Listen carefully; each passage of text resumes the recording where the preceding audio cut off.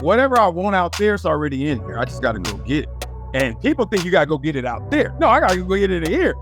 Stop being so damn scared, right? Stop being the one that's doubting. And look, we all know we doubt.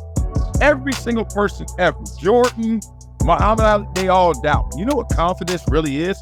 It's the management of doubt. You always want to be popular, then you realize our popularity comes at a price. You always want to be the cool kid, then you realize being cool means you got to go with the crowd, even though you act like you lead the crowd. Like, it's just all this stuff, man. And I was one of those kids that always tried to unravel why things were connected. Hello, my name is Aaron Wexler, and welcome to another episode of Within the Game. Let's go, man. Within the Game is all about how to stay inspired within your craft. You can have more fun. You can find fulfillment and ultimately just be the best version of yourself, right? That's the whole idea.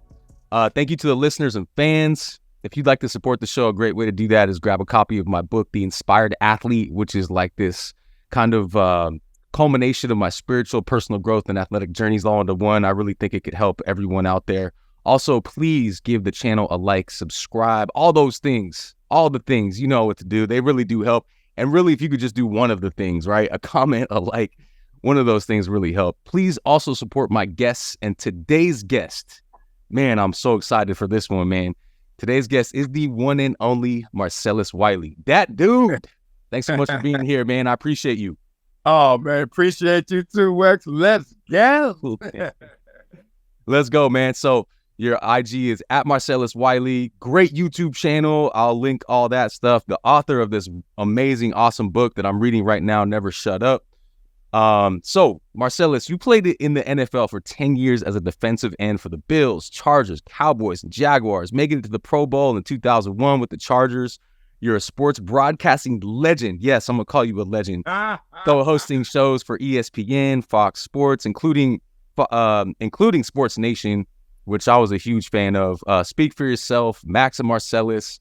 And now you're the current host of Never Shut Up, which airs Monday through Friday on YouTube. You're also I gotta share this one, the 1988 National Typewriting Champion, typing 82 words a minute, man. Yeah, I know, right? And a graduate of Columbia University. You're also the author of Never Shut Up, which I just mentioned. Marcellus, once again, man, I appreciate you, man. No, that's love. I appreciate you too, as well. You hear when you're like, oh no, let me turn this off. You hear when you alive, your eulogy, you feel like you've done something in life, man. So it's good to still be above ground here. You just get started, man. You just warming up. Big shout out to Ken Seaton and Athlete's Touch. And you know, Marcellus, I like to start all my podcast episodes with this question, this idea, this curiosity, this kind of like foray into this theme of inspiration, right? And inspired living specifically. So inspired living, man, what does that mean for you? I think it takes me to appreciation. I really believe in all of us having inner power and inner gifts. It's just a challenge to express that to the world that constantly wants to define you, redefine you, realign you from your true purpose. So I'm just in this constant battle of always trying to express myself to this world who I truly am. And that's why I named the book Never Shut Up. That's why the name of the show is Never Shut Up. And it's not about literally just always talking. It's about just you always showing your inner identity, you manifesting everything you desire. And that's what I'm about. And I'm trying to encourage and develop that in other people to express and amplify that inner power they possess. So I'm always thinking that way, man. And, try to get more wins than losses. That's life. Dude, I love that answer, man. And you know, this, for me, you know, I told you before, like, I've been like entering this world of podcasting, you know, this is my third year now, but this whole world has like opened my curiosity up. And to me, that's so inspiring, connecting with, you know, people like you, and just, you know, like this idea of curiosity has really sparked my inspiration. And you mentioned manifesting, which I'd love to get into, but, you know, this idea of like just finding out, you know, what makes people really stay inspired. Because my whole thing is like, you know, I don't think that we're going to always be inspired, right? But like, if we can remember that that's like the trajectory that we want to be on, I think that really helps us to create and manifest, you know? Oh, absolutely. Yeah, I think that what we have to do is, one, create the proper value system in this world where you understand what's important. Now, once you know what's important, you align your passions with what's important. That's how you get fulfillment. And so I think a lot of times we get told different things and we chase the wrong things, and then you feel empty. Let's use, like you said, being inspired. Inspiration doesn't have to be constant. What people don't understand is, like, look at inspiration like the gas pedal in your car. You know, I got a Tesla. I like my Tesla. One, because it's almost understated, even though it's still a Tesla. But it don't look like a Ferrari or nothing, right? It's just like, all right, look at them cars. And they're the fastest things in the world. Like, you get next to a Ferrari, you're looking at them like, you better not. Yeah, light your butt up, right? So what's funny, though, is if you hit the gas pedal or any car and then get off the gas, it's still moving, right? So inspiration is kind of the same thing. You can mash it and one day feel super inspired. And then tomorrow you really don't, but you still got the momentum of when you did. And you still got the momentum when you mashed it. And then you'll get on the gas again. So I think a lot of times we think in these zero-sum realities, when in reality, things are connected. We're all energy beings, just exchanging things. You got to exchange the day when you're really inspired for the day when you're not so inspired, and let them mesh together. I love that. And carry that further to this idea of the inspired athlete, right? Because that's kind of the athlete I always wanted to be. You know, that's the book that I wrote. And, you know, when I read your book and I follow your career, you seem like you were that dude, right? Like that inspired athlete. But like talk about that. Like, what does that mean, you know? Yeah, for me, look, I looked at athletics as a means to an end from hello. I was never a football player in my mind. I was a guy who played football. And I was going to use everything in my power to create what I really desire. So I went back recently and saw my first interview when I got drafted from the Buffalo Bills. Tremendous reminder for me of what I'm really built up and built about. It said in the interview, the reporter was like, so what do you think of being drafted in? What are your dreams of your career? And I was like, I just want to play well enough and play long enough that my voice is loud enough that I can make an impact in this world. And I was like, damn, that's pretty dope. As a rookie, I said that. But the point is, I wasn't there for Super Bowls. I wasn't there for money. I wasn't there for sacks. I knew all that was going to come just because I gave it effort and I loved it.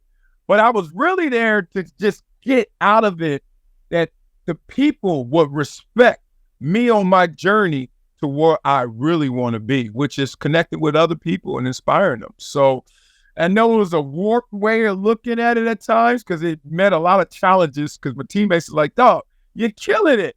And you care about other stuff more? And I was like, yeah, care about people more than damn players. I care about, community more than going out there and just getting sacks. And, I used it to get to where I had to get to.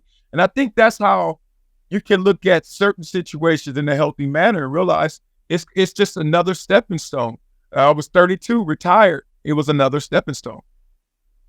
Man, and just reading your book and, listening to you speak, it seems like you've always had this bigger picture perspective on everything, right? You were just always looking at the bigger picture. I think to me, that's part of the inspired athlete, right? Where it's like, yes, we want to be here in the moment right now, make the play, right?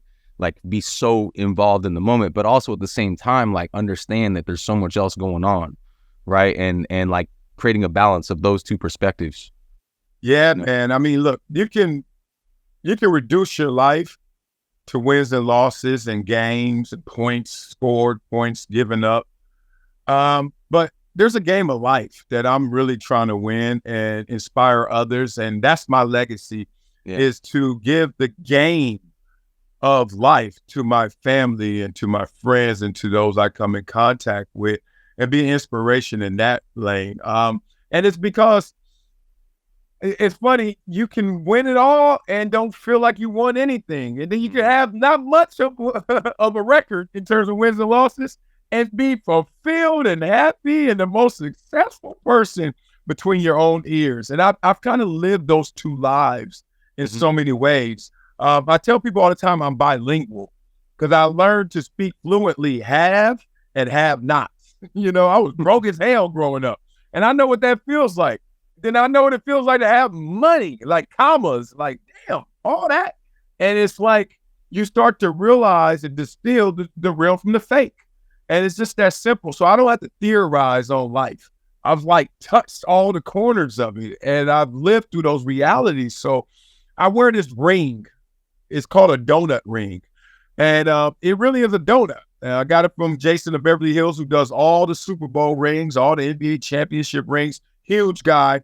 I was one of his first clients, great friend. Gave me a donut ring when I left ESPN. And you know why he gave me a donut ring, even though it's funny? It's, old people from a distance think it's a Super Bowl ring. He gave it to me because he's like, dude, you never won anything in the NFL. I ain't win a Super Bowl. But he said, boy, did you win in the game of life. And I wear that ring with pride, man. So I think that everybody should have pride for their donut rings, damn it, because you can win in life. I love it, man. I love it. I want to talk a little bit about spirituality and manifesting because, reading your book and, exploring how you grew up, basically, right? Compton and then St. Monica's. I went to Samo, actually. So, oh, God, you went to the big boy. Yeah, I went to Samo. Yeah. And then St. Monica and then Columbia and then obviously then the NFL. But you talk a lot about, these different, there was one moment in the book where you talk about, man, you got shot at like on was it a game or practice? Yeah, it was. Well, there's a few of them. Let me stop this. People think I'm somebody. All right, here we go. There was a few times I've been shot at. Unfortunately, I do not wear it as a badge of honor. I'm scared to death. But one time I was at a game. Like we actually were warming up. I was at Westchester High School, and we were playing manual arts. And all I remember is us warming up. And you play manual, like back in those days too, like you just knew where there was just a higher probability of some smoke, of some hell breaking out, right? And manual was one of those places, especially because of Westchester. We had rival gangs. A lot of kids that went to those two schools really didn't like each other. So we're there, we're playing the game. We're just praying for a little social space, a little safety. And there was this big like apartment complex across the field, and you can see it like a big tower. And we're like, whatever. And then next thing you know, you hear something, and it's like you think a car backfire, and you just really thinking there's no way someone's shooting while we doing jump jacks. And then you look at the ground was moving, like the bullets was hitting the ground, so everybody ducked. Everybody just dropped on the ground because you couldn't go anywhere. You're in the middle of a football field, talking about a sitting duck, talking about being a target, trying to run a 50 yards sideways, 100 yards deep. We're in an open field. So we just all hit the ground, and thankfully nobody got shot. Craziest part about that story is not even what I just told you. Is the fact that since no one got hurt, we've still played the game. Wow. Like, the PTSD of that or whatever the effect is, man, we just kept it rolling. Like, all right, nobody shot, nobody dead, nobody hurt. Let's keep it going. Let's try and win this. Hey everyone, thanks so much for being a fan of the show. I really appreciate your support. And if you'd like to further support the podcast, please grab a copy of my book, The Inspired Athlete. The Inspired Athlete is all about my personal growth journey, my athletic journey, my spiritual journey, all combined into one. And really the idea is that the energy of the inspired athlete is within us all, and it's up to us to evoke that. And whether you consider yourself an athlete or a competitor or not, it's my belief that the energy of the inspired athlete is within us. Even if you just decide to take a deep breath and just move your body, that's the inspired athlete. So it would mean a lot if you could help support the book project as well as the podcast by grabbing a copy. Links to the Amazon paperback version as well as the Audible audiobook version are listed below in the description. Thank you very much for your support. Stay inspired, y'all. Man, and the reason why I brought that up is because, first of all, I appreciate you sharing that, because it's like, man, you hear stuff like that happening on the news and stuff, but like the way you wrote about it, it puts you right there, you know, with the imagery. But I wanted to bring that up. And also you talk about how you used to get beat up and bullied with your, with your sister as well. And like, I want to bring those up because you went through those things and you were able to transform that energy, you know, and carry forth. And so like my theme is all about inspiration. I was inspired by that because it was like a lot of people might, not be able to like transform that energy and stay with their goals and manifest, right? And like be the best version of themselves. But it seems like you were able to, or that maybe those things kind of helped fueled you. I was hoping you could kind of like talk about that perspective. Yeah, it's just because I remember how it all started, how it all starts for everybody, every kid. We're happy little soldiers when we're born. And I say soldiers because we are ready to engage in anything. Like, kids are just hilarious, man. They don't care. They're fearless. You got to socialize a kid. You got to teach a kid. And one of the things, unfortunately, kids are taught is to hate. One of the things they're taught is to all of a sudden clam up. One of the things they're taught is not to love. And so when I was walking around the neighborhood, I didn't look at the hard dude, the gangster dude, with fear or reverence. I looked at him as, oh man, a hurt, scared big dude. I looked at him as somebody who didn't get the proper love and the proper support. So he's hurting. So when he tries to hit me, it's only because he already hurt. And hurt people, right? Mm-hmm. I knew this from hello. Now, I was helped in learning this because I had uncles who were in the streets. Two of my uncles were murdered. The third one committed suicide, all in the streets. Gangster as it gets. And they got all this love on the outside, all this love in the streets. Then I used to see them come home, still great people to me. I looked up to them, but I saw the pain. I saw the issues. I saw how they wasn't so hard in front of everybody. Not me. I saw the tears. And I was like, wow. So I got to be behind the veil. So when I went out, you ain't intimidate me. Yeah, you may hit me. Yeah, you may beat me up, but you ain't changing my spirit. You ain't changing my fight. You're not changing my path. I'm still going to go. And matter of fact, I'm looking at you like, damn, I hope he fixes himself. Because if a hurt person hits you and you respond to them, all of a sudden you fighting in the hurt stadium because he already got experience there. He already is comfortable there. And you just on the road visiting. I was trying to go somewhere else than that. So I never, ever got caught up in that. And I never played that mind game. And I never looked up to those guys. So it never took me off course. Despite I wanted to be like any other kid and going through adolescence.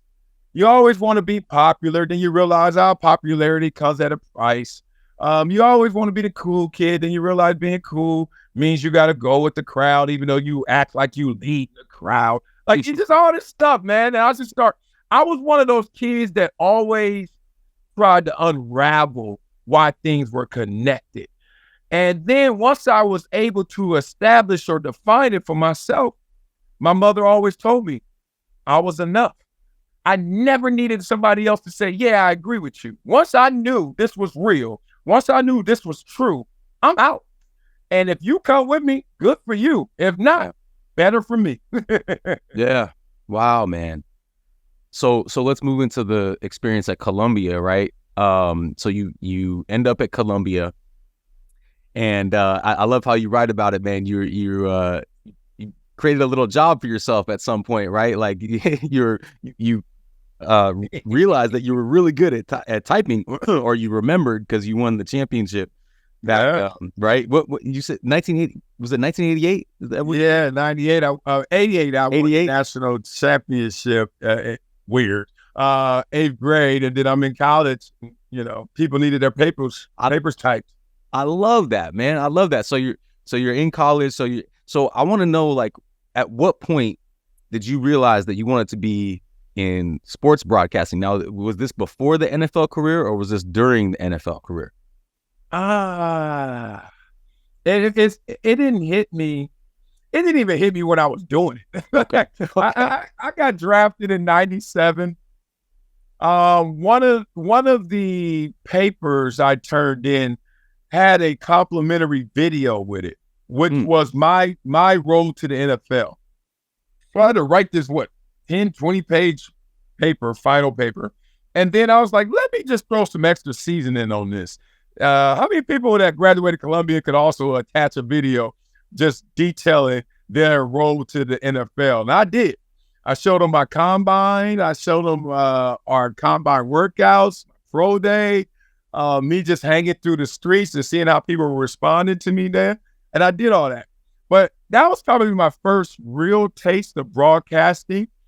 And the only other time before that is I used to take my dad's camcorder and put it on a tripod in the bathroom and let it film the mirror. And I would sit there and say, hello, welcome. And just, that's it. And then I would rap, freestyle or something. But I got to Buffalo rookie year. I had a TV show. It was a reality show too. So in 1997, that's kind of a foreign word. So I was like the first Kardashian because I'm like letting them in my house. They watching me rap, DJ, filming me going to the mall, hanging out, cooking, kicking it. It's like, it was just a normal show. And then I kind of parlayed. But I wanted to be a sports broadcaster because I just love people. I love educating. I love entertaining. I love bridging gaps. So I know most of this world has never played sports at the highest level. And I did. So instead of acting like I'm all high and mighty, I can tell you how it goes. It was just as simple as that. That's awesome, man. That's awesome. And let's dive a little bit deeper into the sports broadcasting world in a minute, but I want to kind of go through the progression. So can you tell the audience about the day when you got drafted? Because I know you talk about it in the book. I keep referencing the book. It's an awesome book. But I want you to just kind of describe that moment when you got that phone call and you were an NFL player. Yeah, so I had all these camera crews at the house. They asked me to go to the draft early, and it was like a flyby invitation, and I'm glad I didn't catch it. I was like, no thanks, because I was starting to shoot up the charts, the projections, right? So I was supposed to go as high as 15, I heard somewhere. So I was like, oh, man, I ain't going 15. I went to Columbia. Stop playing with me. I played against accountants and, the heir of the Walton family, so I was like, so I'm not to go. And next thing I know, I'm in there, you wake up that morning, it's an amazing feeling. Draft starts hella early on the West Coast, right? So I'm like, all right, first pick, I think it was Orlando Pace. And I'm like, all right, well, duh. I saw him play too. I was like, yeah, he going first. So, it's like 8 in the morning, 9 in the morning, 10 in the morning, 11. You got all the hors d'oeuvres out, charcuterie, which we just called salami and cheese back there. Now it's charcuterie. We got all this fancy stuff. We putting it together. We got the spread out in my small apartment I grew up in. All my ex-girlfriends all decided to finally come and say they love me again. It was just hilarious, right? So I'm like, all right, for real. And so everybody just kicking it. And then I started to doze off, nod off, taking too long. I was the 52nd pick, which sounds like, oh, that's great. Second round, it was. Except they give 5-10 minutes between every pick or something. So it took forever. And literally when my name was called, I was dozing off. And I could hear my dad go, all right. My dad's a man of few words. So he was like, all right. And then I'm kind of like, and then it was like the Buffalo Bills, and then a phone call, and it's Marv Levy. No, it's John Butler, who's the GM. And I don't recognize that voice. I'm like, oh, respect though. Thank you, GM. And he's like, you want to talk to your coach? I said, yeah, I know who that is. It was Marv Levy. He's like, hey, Marcellus. And that's how he sounded. Hey, how you doing? I'm like, hey. So, you just go from there. Then you fast forward, you're in Buffalo, and Bruce Smith is your homie. Man, it's crazy. Wow. And can you talk about the position change? Because I think you were a running back, and then you got asked to play defensive end, right? Yeah, I got one of those ass told to play. They ask you in it as they tell you. Well, what happened was there was a cat from California. I think he went to Los Alamitos. Jeff Bird, the homie, ended up going to Columbia for 1 year and then transferring, going to Stanford. He was the California high school rushing leader of all time. So a real running back. Like, I'm just a big, fast dude. I'm not a real running back anymore. I'm 6'4", 245. I'm Brandon Jacobs, Christian Okoye plus, but I ain't that good. And frankly, I don't think I have a future in the NFL if I kept playing running back. So this is how the universe works, man. They send me the best running back from California by the stats in history. And that made my coach look at me and look at him. He said, hey, Marcellus, I got to have my best players on the field. And that's my best running back, pointing at Jeff. And he said, and you're my best player, but you got to play a different position. I was all right. And he said, defensive end. And my feelings were hurt, not because of the position. I didn't even know how to play DN at a high level. I was hurt because somebody upended me. Somebody made me do something I didn't wake up wanting to do. And I didn't like that feeling. So I used all of that energy of somebody just punked me into doing something I didn't want to do, into being the one punking people because I had to do it. You know what I mean? So I was like, all right, since I got to play DN, watch how I'm about to play DN. And I played DN. I was a guy who could run still, big as hell. And I kept the same kind of like endurance that a running back has. They love to run. D linemen, O linemen, they like to run. So it was a different animal, man. But it was way physical in there. And I had fun playing it.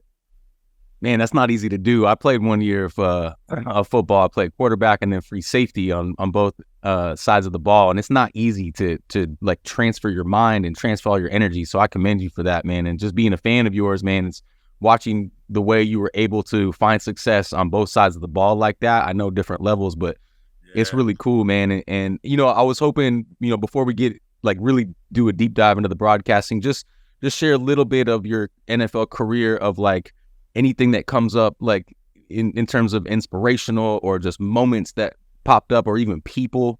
Just anything that comes up for the NFL career. Yeah, I think my favorite inspirational story is how I was an 11th grader. John Elway was my favorite player, him and Eric Dickerson. And I wanted John Elway's jersey. One, I was a Denver Bronco fan because of him largely, but two, those colors. That blue and orange looks sick with that white just weaved up and out. Oh, that's so dope. Then I remember going to the Foot Locker, seeing it, $69.99, I think at the time. Big number 7, Elway. And I was like, dog. I'm wearing home. Mama, can I get the John Elway jersey? Oh, John Elway, my favorite player. How much? $69.99. Point stop. That's the end of the conversations back then. Welcome to the 80s, y'all.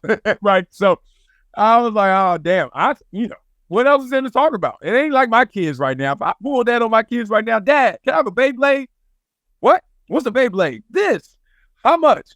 $5. Boy, stop. Dad, I mean, they talk back. Like, they keep talking to me. I was like, it's over. You're not getting one. But, Mama, it wasn't over. First game as a rookie drafted to the Buffalo Bills is the Buffalo Bills on the road against the Denver Broncos. And I remember looking. We walk out there in the field. First thing I felt was like, damn, this is mile high for real. Like, I can't breathe. Like, I'm glad I'm not playing that much. Am I? Oh, man. And then I look around. We're doing our warm-ups. I'm just taking it all in. Damn, this is the stadium you see on TV, like that. All that.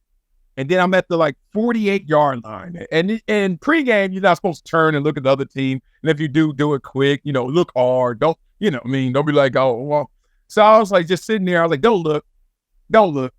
So I said, man, you got to look, dog. And I turned slowly. And as I turned, guess what I saw? 7 Elway. Right there, 3 feet from me. And this wasn't Foot Locker. And this was really him. And this was really his jersey. And I was like, dog. I immediately was I wanted to just grab him and touch him. I just hug him. He came to life.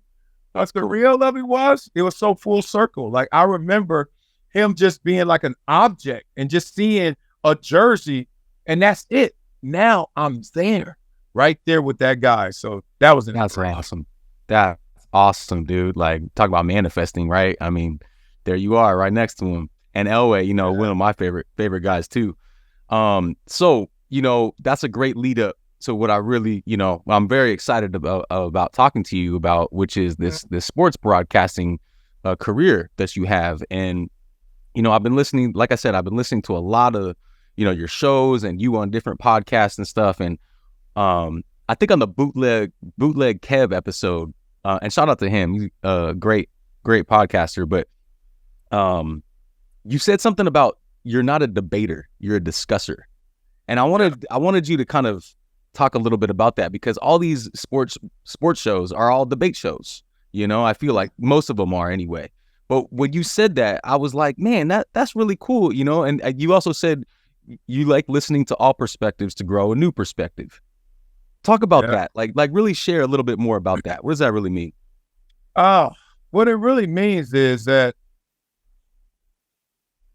I'm a human being like everyone else, despite how this world would tell you that some of us are with an ER, bigger, stronger, smarter, And yeah, we all understand what accomplishment looks like, right? And we all want to achieve accolades and tremendous success. But my feet are still on the ground, just like yours. Coaches always say, he puts his pants on just like you do, right? Mm-hmm. And I do. And this world would try to tell you that you don't. And sometimes, whether it's through the mediums, it's through the conversation, it's through the idolatry, that they will actually make you, despite somebody having more money than you, that doesn't mean they're better than you. They just got more money than you, right? Doesn't mean someone who's smarter than you is better than you. Just means that they're smarter than you. But they may not be crafty in anything. They may not can put anything together. They may not can run from here to the phone, right? So I started to just look at life like these ERs are catching people up and making them just act different. So I love football. I love broadcasting. And now I'm a broadcaster who is starting to realize that the culture of broadcasting has shifted from educating fans, educating the masses to the experience of sports and what it really means to be in that arena, that stadium, to like an entertainment product, fine, that started to get salacious, started to have to slander, put an exclamation mark on everything instead of just a period, just a comma, just a normal statement. So we just couldn't assess anymore what we saw. We had to almost attack, make it an obsession to talk about these things. And look, you can see the slippery slope in it. It starts off with, oh, he's good. And then people are like, all right. Then you can start to say, he's good. He's not good. Mm-hmm. All right. Mm-hmm. Then it goes, he's good. He's not good. And he sucks. Then it go, he's good. He's not good. He sucks. I don't know why he even here. He ain't gonna never be anything. And they just keep going. I'm like, I got kids, man. I'm starting to look at life form. Like, right. Not only while I'm raising them, but when I'm not here. And I am planting things in them, whether it's through broadcasting my job, whether it's through something I love and adore, which is playing the game.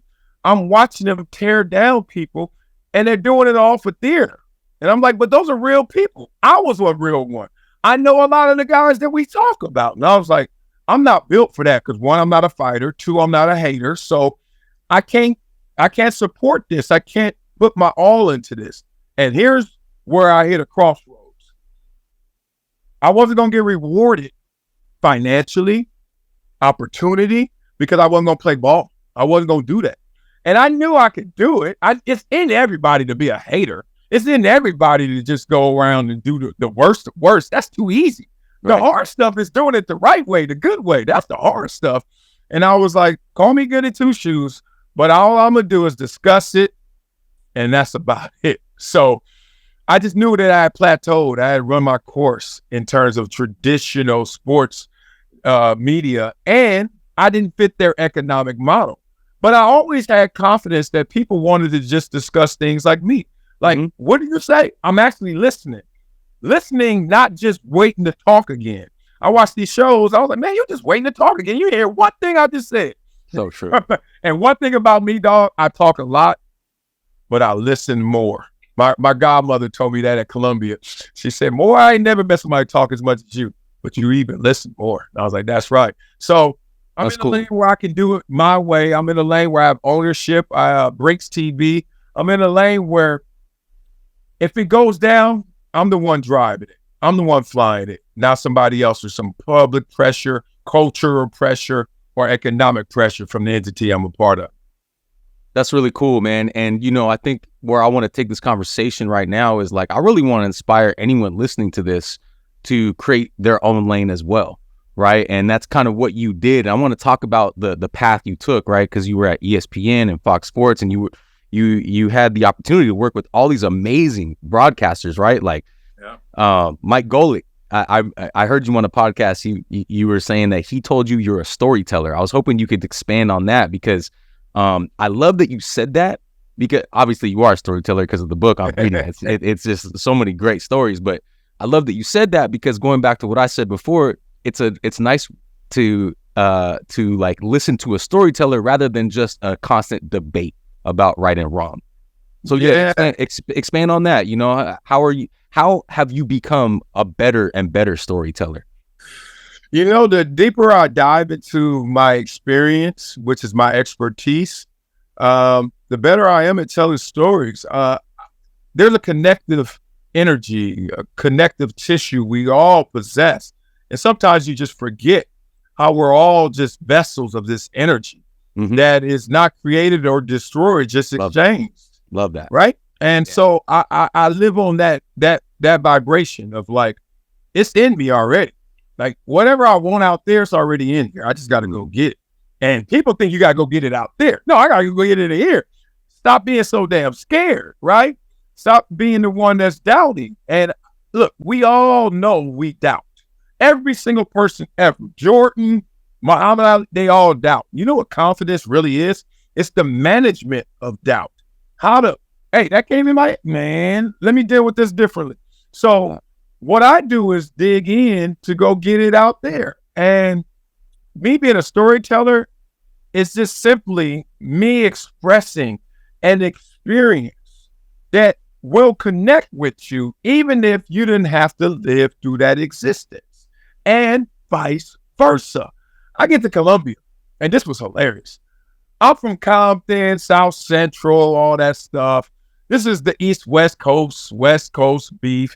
So Biggie Pac, Dre, Snoop versus Puffy, all that stuff. And I'm at Columbia, and immediately I hit the campus. I get a lot of love because I play football and I'm good. I got love also because I was from the hood. Too much love for me because I was from the hood, when I aspired to go to an Ivy League school so that I could hear about all these rich people, how they live. I'm like, hey, man, your granddaddy, what? Your daddy a billionaire. Like, come here.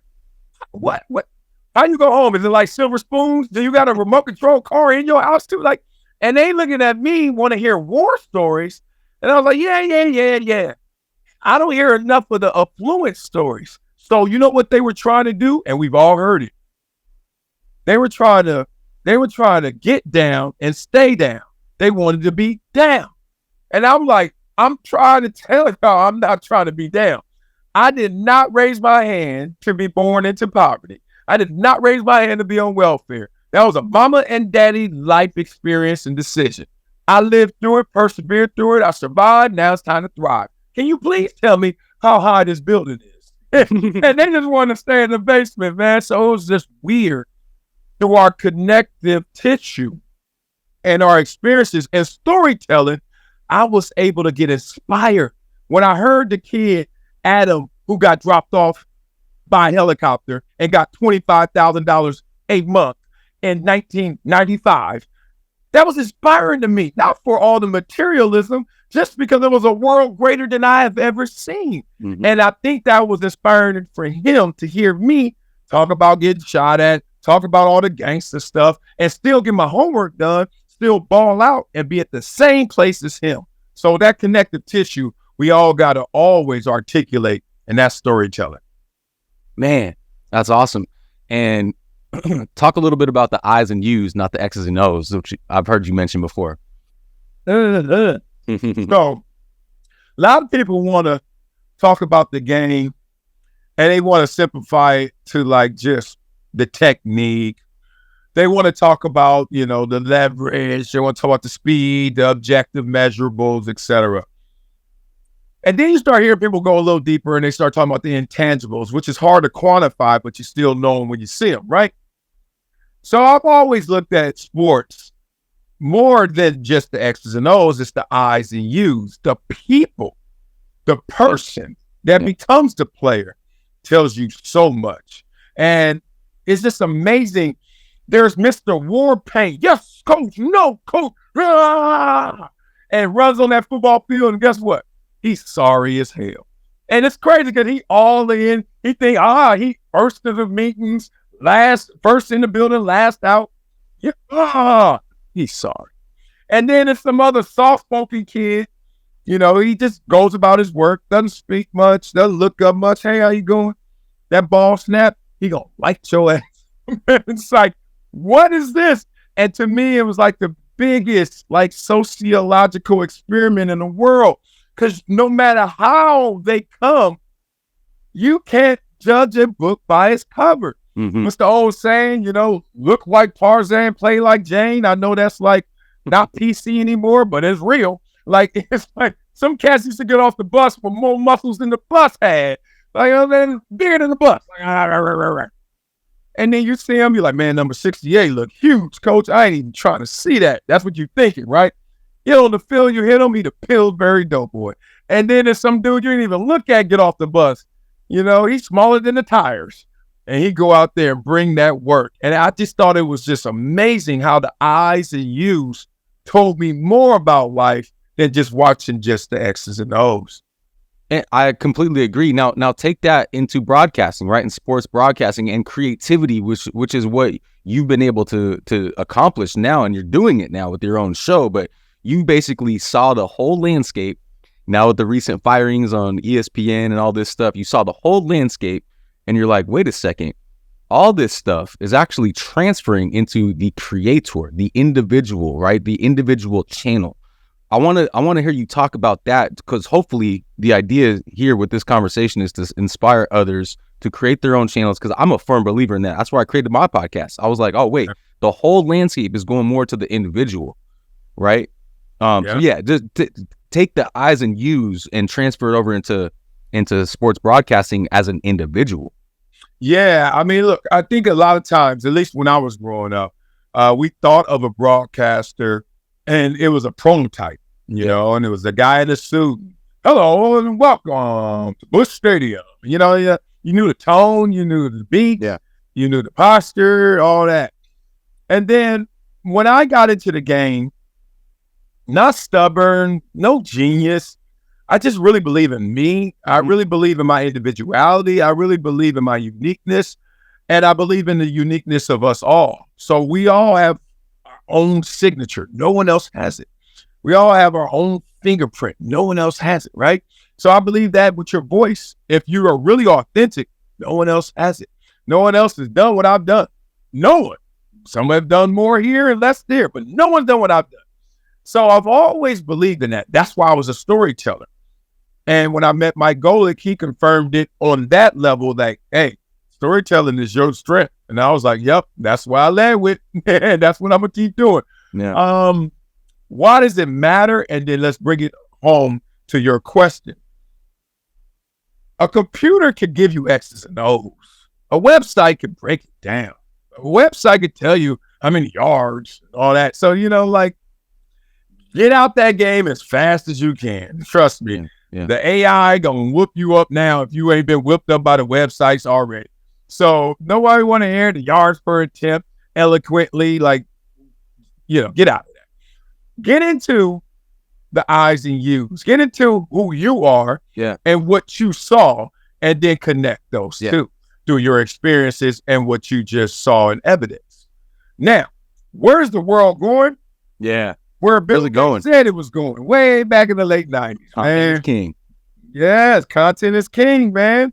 He said it in phases too, and you got to bring it all together. So, long story short, content is king. We all heard it. We were just like, all right, I guess that means post more. I don't know. You know what I mean?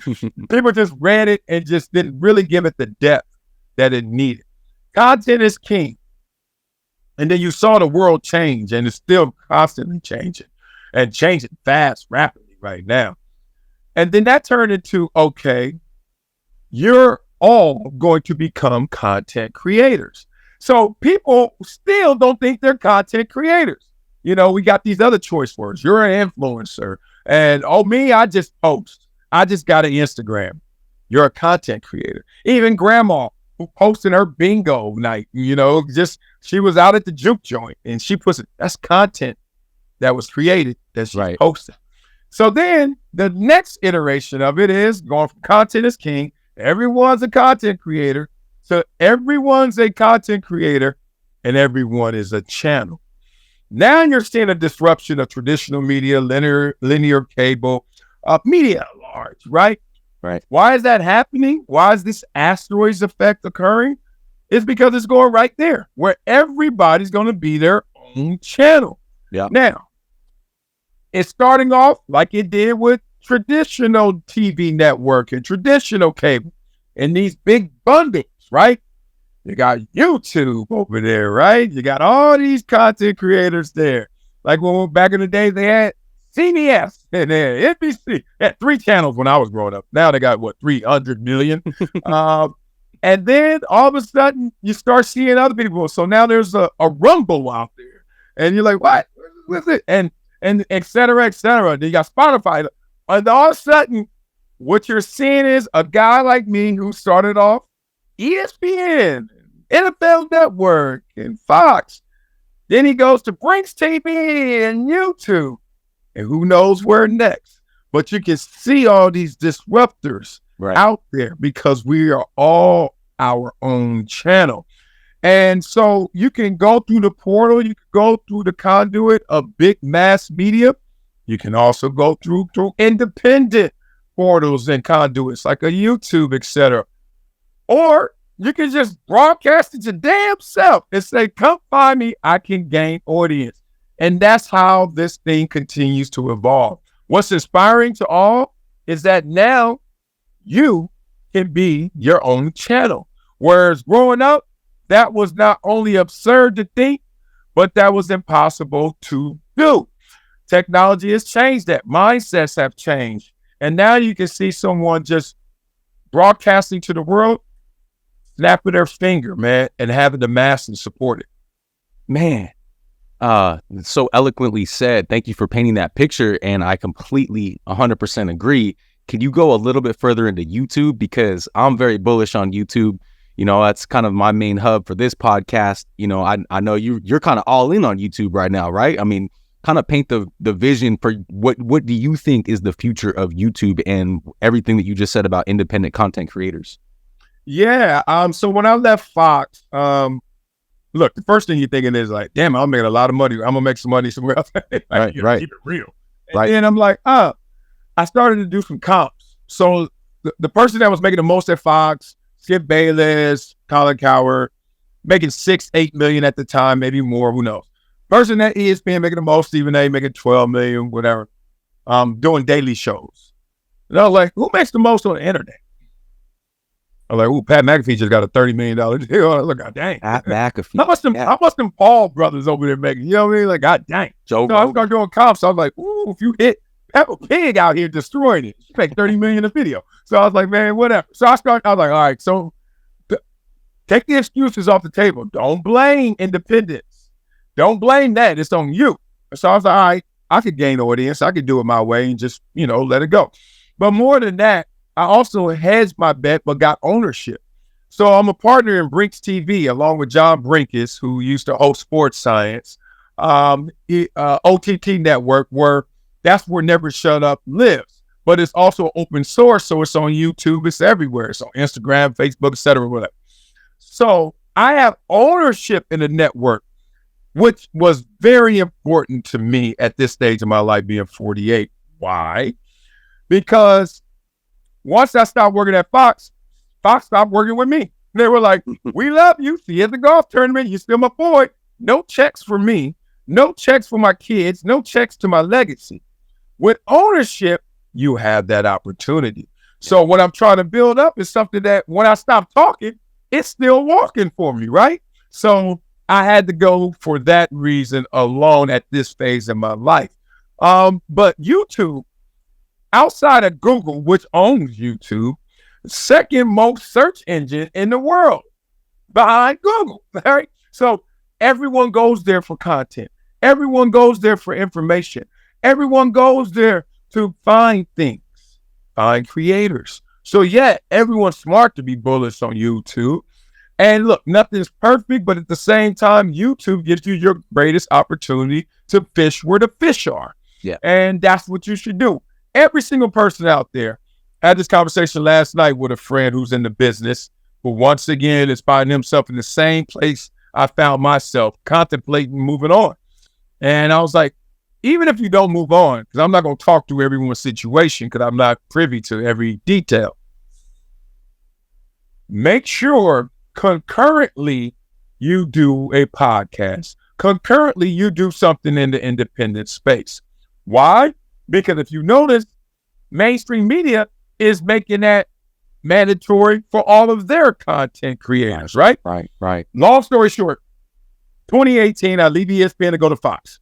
I'm going to do Speak for Yourself. I go there, I'm like, I want to do radio. No, can't do radio. I'm like, you telling me I can't work more for the same amount of money or get some more money? Like, you just said no, period. You don't even want to hear me out? I could have said, don't pay me more. They're like, no. I was like, all right, podcast wasn't even on the table. Fast forward to 2023 when my deal's up, 2022, I should say.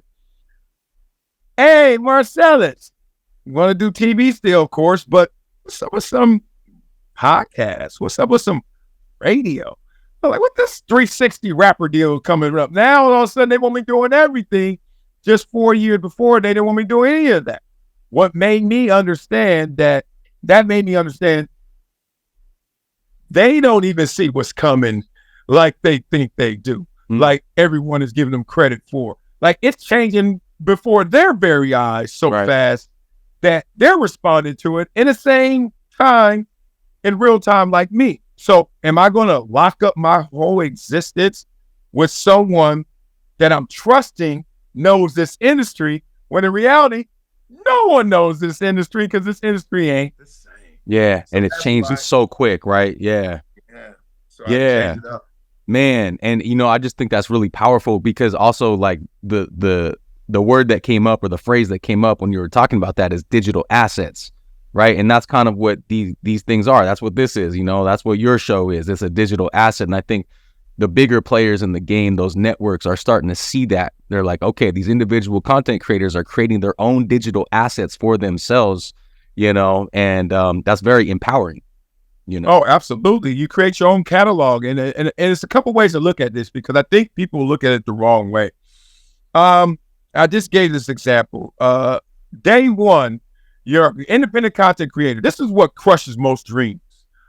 People don't have instant success. They get deterred and all of a sudden discouraged and they just don't complete. I do it all the time with kids when I coach. I coach a lot of kids and my son, football, basketball. So I got like 90,000 sons and daughters around, right? When you coach. And it's the same thing when I see a kid. And if the kid is not good, I protect that kid because I know that kid can be a late bloomer. I know that kid can one day get it. The light can go off. But right now, I'm not giving that kid the ball. Their parents are mad at me because I won't give the kid the ball. And I always tell the few parents that challenge me, you know why I'm not giving them the ball? Because as soon as he gets the ball, they're going to take his flag. Every other kid who can run is going to look at him like he's not good. He's going to know what that feels like. And now he's not even going to want the ball next time because he felt embarrassed. And I said, I'm going to wait till I know he can do something with that ball. Then I'm going to empower him to want it more because he did something with it. Now, leave me alone while I coach your itty bitty, right? That's how I go. Same thing with an independent content creator. They scared to go out there and only get 3 views, 5 views. But let me tell you this. If day one, you only got 10 views. Here's the beauty of this digital asset, digital catalog world. And then day 2, you got 5 views. And you're like, dang, I went from day 1, 10 views, second video, only 5 views. But on day 2, guess what they also did?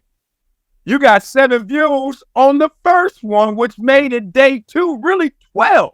Right. And most people don't look at it like this. They look at it from 10 to 5, and then they get tapped out, discouraged when it's really 10 to 12. What am I explaining? The dynamic of your floor rising. Most people only look at how high the ceiling is. Most people only look at how high the top creators are and how can I catch them? How am I going to get up there? Or they look next to them side by side in a different lane, like, man, I ain't as good as him, or I'm better than him. Here's what you need to focus on. Just keep doing it. The floor is going to always rise for you. And then you will find yourself in that sweet spot with consistency, with perseverance. So do not try to hit this game Logan Paul running. You know what I mean? Just try to raise your floor every single day. Yeah, man. Hey, look, I know we're getting close to time here, but I just frame everything that you just said and frame it into creativity, because I think that's the missing piece, or not even the missing piece, but like the gem, the diamond in the rough, right? Like when you tap into your own creativity, you can allow yourself to create your own channel. But I want you specifically to talk about your music, because I'm a musician myself. And I was reading in your book about how you were DJing, and I quoted you, music fueled my fire, helped push me to get better. I climbed the mountain with turntables on my back. And I love that, man. Yes. So can you just real quick, just break that down for people who might be listening to you and be like, man, maybe I should be an independent content creator. Talk about how they can use their own creativity to do it their own way. Yeah. Look, it's going to take a lot of time between your ears and a lot of time in front of the mirror. Just you. You got to be your own biggest cheerleader. Let me say this. You have to get to a place where you have a fearless identity. Now, what does that really mean? One, you're not scared to find out who you really are. And two, once you get there, you're not scared to show the world. That's where creativity exists. Because if you don't do either one of those, you know what's going to happen? You're just going to be another mannequin. You're just going to be another one in the assembly line, because you're going to be so scared to show what you really do that's different. A lot of people say I'm courageous or outspoken. A lot of times I say exactly how I feel. And I don't say it in a hateful way, so I'm not like a shock jock. I just be like, dog, that's dumb right there. And you know why that's dumb? Because that's going to get you killed, right? Not because you're dumb, because doing that is death. So, right? But people are like, wow, you took a stance on that. And I'm like, man, look, if you know who you are, and you know you're not scared of what people are going to say or how they're going to receive you, you're going to come out in a way that no one else is coming. And that's the problem with our world today. We all in these bundle packages. Like, you agree? You agree? Echo, echo. Let's do it together. And I'm like, well, that's one version of creativity. You got one group, but in that group, we all don't agree. Not to the same degree. So let's talk through that. And that's where I come in. Because I am not going to allow people around me to BS me. And I'm like, dog, I'm not going to hate you, even if I disagree with you. I never disrespected my disagreement. But I'm certainly going to show you my authentic self, which is a fearless identity. People need to go in search of that and then on display of that. Wow. I love that, man. Marcellus, man, what an amazing conversation. Just take a minute, promote all your stuff, man, your YouTube channel, your book, your foundation. Yeah. Go for it. Let's start there with my foundation, projecttransition.org. Oh, man, dedicated to developing and amplifying your inner power. So work with a ton of kids, ton of adults in the community in my backyard. And we're doing something called an educational empowerment series right now, where I was at East LA College 2 days ago, talking to the kids. We bring them into our program. And the difference in our program and our curriculum is, one, we reinforce it with our monthly check-in. So we all meet and congregate hybrid style in a virtual setting. And we just talk through life. We talk through their experiences. But more so than that, I'm not stupid. You incentivize these kids, man. You reward them for doing the right thing. So prizes, giveaways, sweepstakes, all the way to scholarships. And that's my global campaign right now, is to make sure that I galvanize more people to give back. So I'm still a sports broadcaster. I'm still a life coach. But more importantly, I just wanted to make a living off of giving. And that's where I am with projecttransition.org. Everything else is at Marcellus Wiley, Instagram, X, Twitter, whatever the heck, all that stuff, man. But I'm here. Y'all can find Never Shut Up on Brinks TV, YouTube TV, and love for everybody out there, man. Let's do it together. Yeah, absolutely. I'll link all that stuff and make sure you guys grab a copy of his book, man. It's a really good book. Marcellus, I appreciate you. To the audience who made it this far with us, I appreciate you all. Peace and blessings, everyone. Marcellus, don't go anywhere. Stay inspired, everybody. All right, Prince. What? Oh, too excited.